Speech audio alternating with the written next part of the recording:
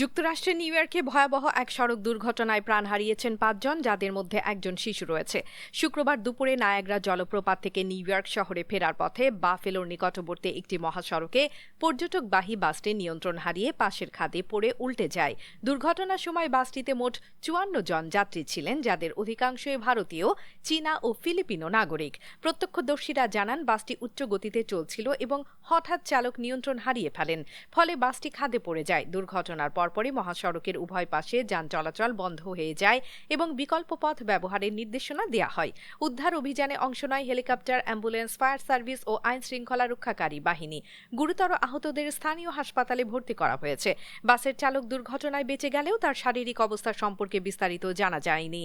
New ইয়র্কের governor জানিয়েছেন, উদ্ধার কার্যক্রমের পাশাপাশি দুর্ঘটনার প্রকৃত কারণ অনুসন্ধানে তদন্ত চলছে। এই মর্মান্তিক ঘটনায় শোক প্রকাশ করেছেন স্থানীয় বাসিন্দারা এবং সংশ্লিষ্ট কর্তৃপক্ষ।